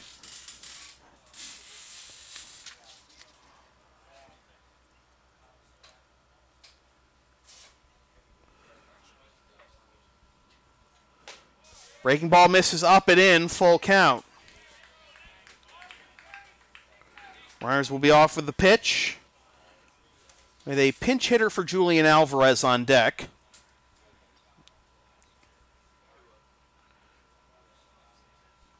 The payoff pitch, fouled off.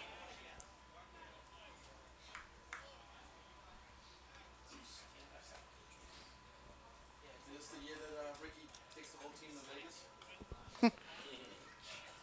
I wouldn't mind.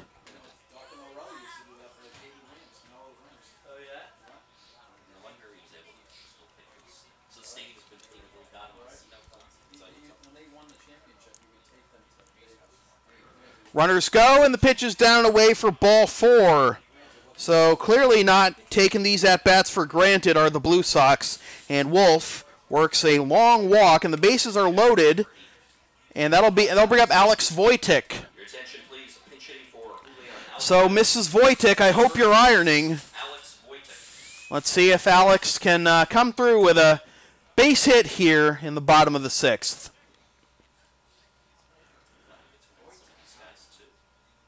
And Wojtek takes strike 1.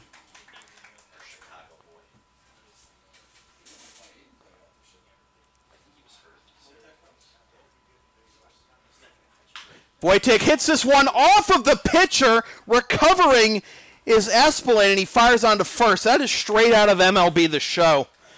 But the inning is over. Blue Sox leave 3 on 2 hits, no errors, no runs.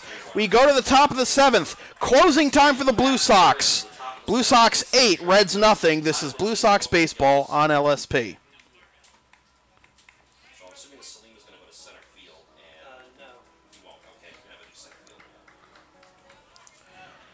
Advertising opportunities are available on LSP. Get your company's message on air or on localsportsproductions.com for as little as $25 per ad. Visit localsportsproductions.com/advertising or email sam@localsportsproductions.com for more information.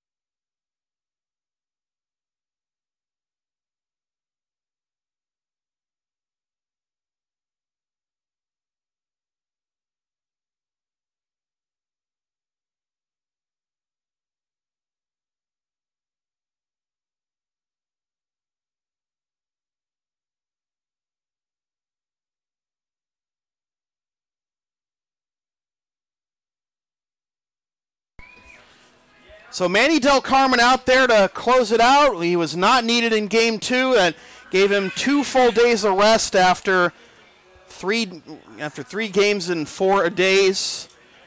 Some tightly played games, but this is definitely the opposite of a tightly contested game right now as he looks to get the final 3 outs and seal a 4th consecutive championship for the Lexington Blue Sox. Other defensive changes for the Blue Sox. Derlin Tejeda takes over behind the plate. Andrew Salima takes over in right field, and Aaron Barboza moves from right field to center field. The first pitch to Steve Tramontozzi is down and in for ball 1 here in the top of the 7th.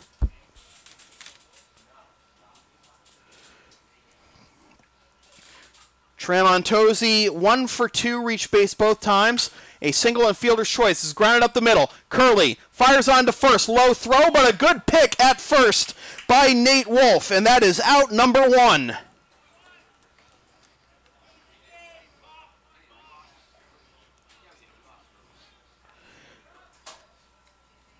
Kyle Levine, 0 for 1 with 2 walks.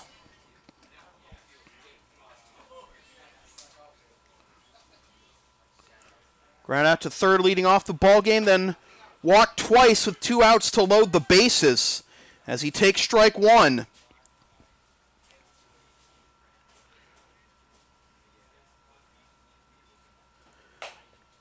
One and one.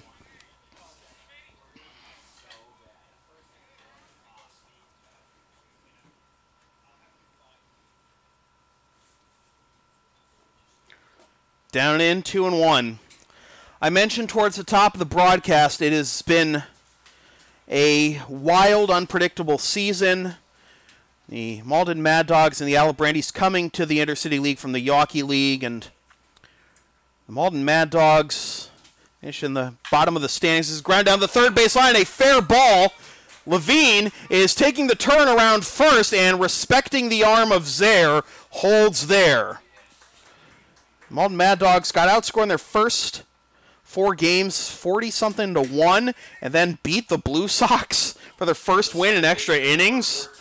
And that was at a time when the Blue Sox were still trying to figure things out with a lot of their new contingent. Then the Alabrandis also got off to a slow start, but then really picked it up and got within 1 game of the finals, as that's in there for strike 1.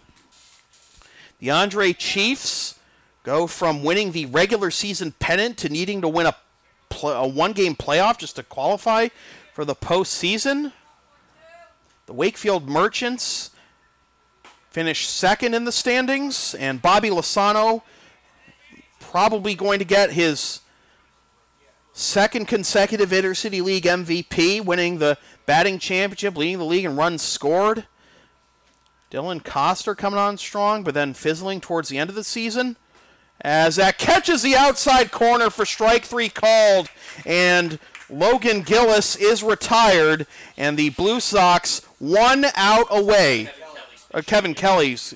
And Kevin Kelly is going to pinch hit for Will Brennan. Your attention, please. Pinch hitting for Will Brennan, number 23, Kevin Kelly.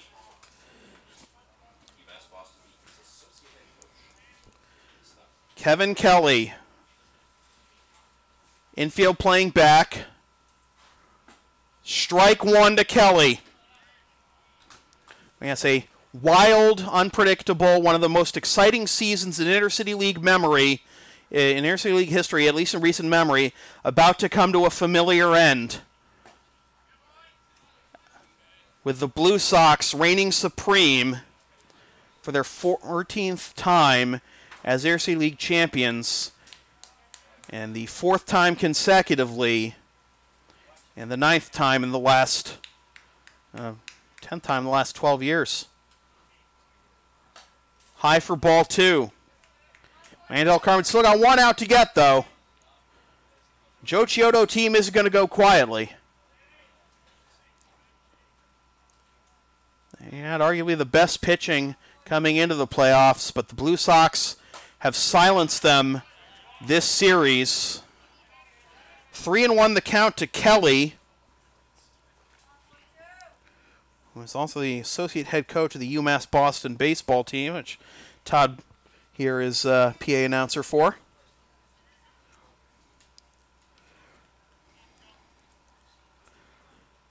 The 3-1. Strike 2. Kelly took several steps towards first, and he's got to go through one more pitch. This is why you never do that. This is why you never show up the umpire. So a full count. Kyle Levine will be off with the pitch. And the 3-2 pitch. Here it is. Strike 3 called! And the Lexington Blue Sox are 14 times the Kings. They have won their 4th consecutive Intercity League championship, their 14th in their 24-year history. In a game that took 1 hour and 48 minutes, the winning pitcher is Alcis Herrera. He improves to 2-1 on the postseason. The losing pitcher is Worth Walrod.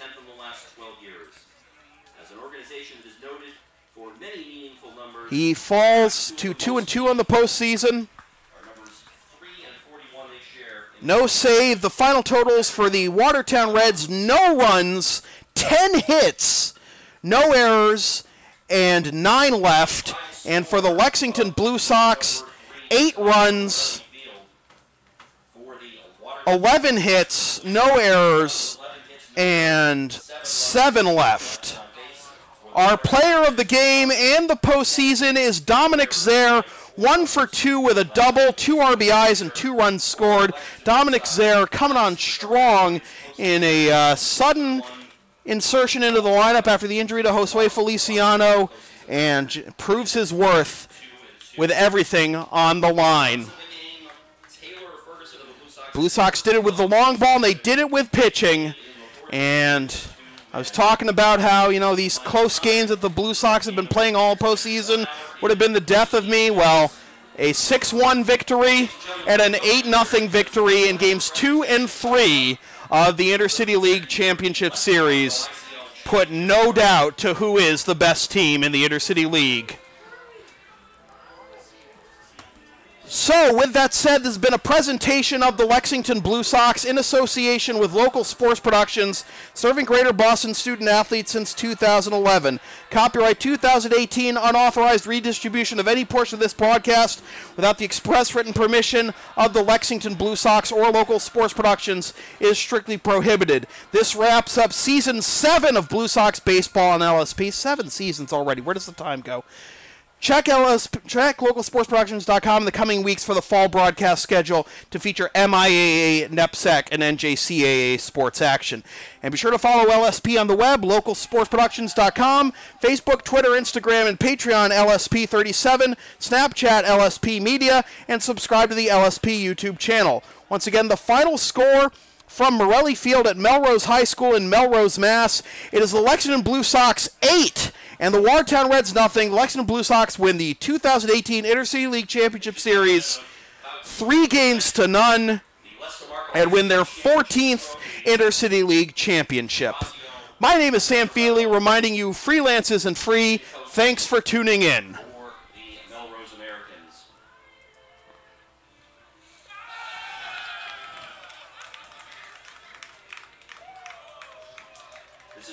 Straight year that the Lester Markle ICL Championship Trophy is being awarded. It is named for ICL President Emeritus and longtime Wakefield Merchants owner and manager Lester Marco, the first person elected to the ICL's Hall of Fame. Sadly, Les passed away earlier this year at the age of 88. The trophy lists all the ICL champions going back to 1960 and will reside with this year's champion for the 4th straight year and 14th time in franchise history, the Lexington Blue Sox. Congratulations.